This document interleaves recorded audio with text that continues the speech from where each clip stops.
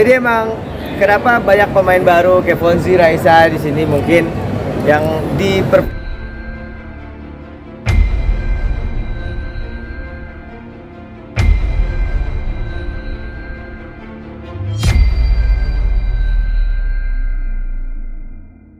perfilman belum banyak yang lihat, tapi gue yakin bahwa setiap ada perempuan-perempuan hebat di Indonesia yang punya karakter kuat yang harus diangkat gitu dan nggak dilirik oleh PH-PH lain.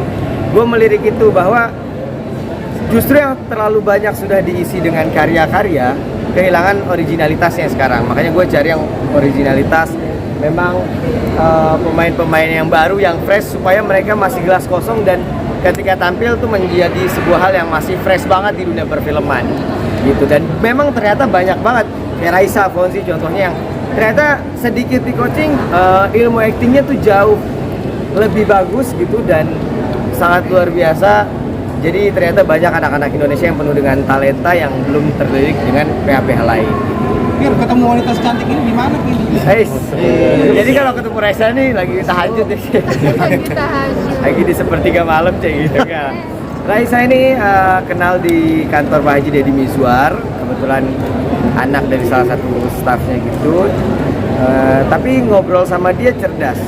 Nah, gue selalu senang dengan saat ada orang yang cerdas diajak ngobrol, pasti dia akan cerdas diajak berkarya juga gitu.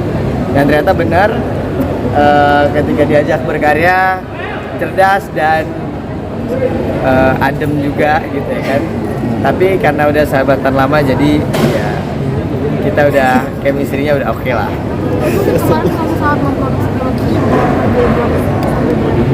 Aku bikin film ini tuh sampai 8 miliaran kurang lebih gitu ya. Jadi uang yang besar, pasti puyengnya juga besar banget. Tantangannya besar banget. Jadi semoga film ini, harapan aku sih bisa ditonton banyak orang. Jadi secara bisnis aman, nanti biar bisa bikin lagi. Tapi sempat juga tuh rame sekarang sampai berapa dia lihatnya. Iya, gue bikin film ini gara-gara bikin film. Iya, ternyata viral. Gara-gara bikin film tuh sampai sisa duit di saldo ATM gue tuh 6.000 di ATM yang satu sih. ATM yang satu aja enggak lah. Tapi beneran, itu bener-bener sama sekali kayak di ATM lain nggak ada, kosong, plus.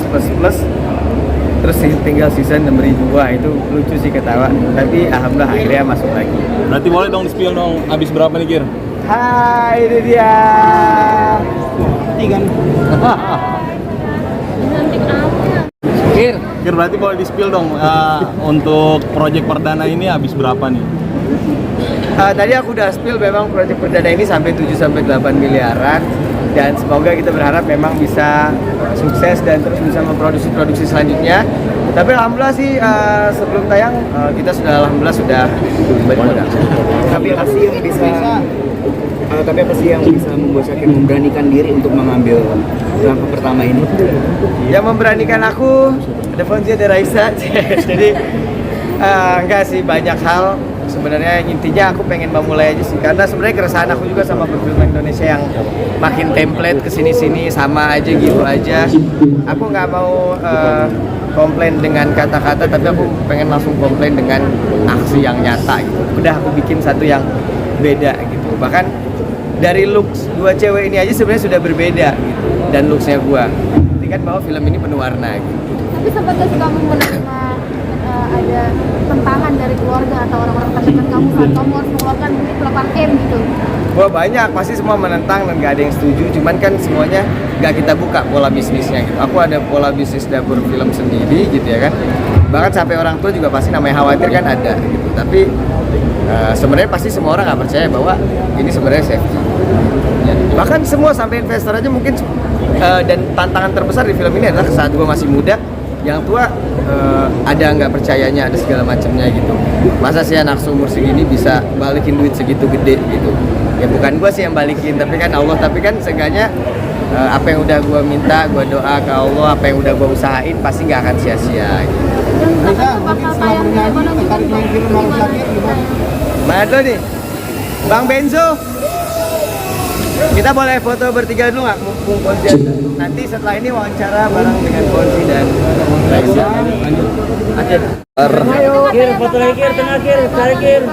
Ya, alhamdulillah kemarin juga gue internasional, kita ke American University Beirut dan nanti akan diputar di 10 negara juga, 10 negara sahabat kayak Turki, Australia, Korea Selatan dan lain-lain di ajang anniversary persahabatan kenegaraan-negaraan untuk mewakili budaya Indonesia. Itu juga nggak nyangka sebenarnya, dan ya alhamdulillah balik lagi banyak hal yang nggak disangka-sangka ternyata di karya ini.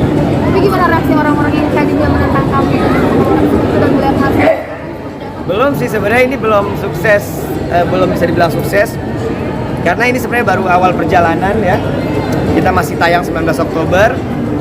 Semoga filmnya box office ya, di situ mungkin baru bisa dibilang mulai sukses gitu. Mulai sukses. Tapi menurut ekspektasi kamu dari film ini seperti apa? Coba ekspektasi dari film ini gimana? Fonzi dulu. Pastinya semoga diserahkan. Sama, aku sih. Pastinya semoga penonton suka karena kita udah masih baik. Ya, itu aja harapannya. Aku juga pengennya semoga penonton bisa nonton film yang beda. Karena jujur aku di sini gak jualan apapun selain film. Jadi aku gak jual kontroversinya, gak jual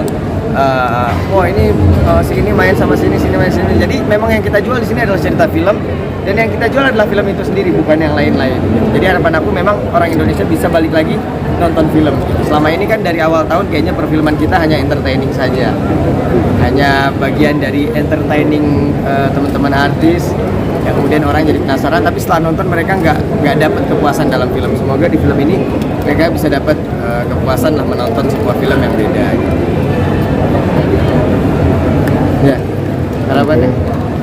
Harapannya semoga mencapai ekspektasi kalian ya, karena ini kita udah maksimal banget, actingnya udah semaksimal mungkin, pokoknya udah di coaching dengan profesional juga. Ya semoga sukses aja filmnya. Oke, terima kasih, izinmu siap-siap red carpet.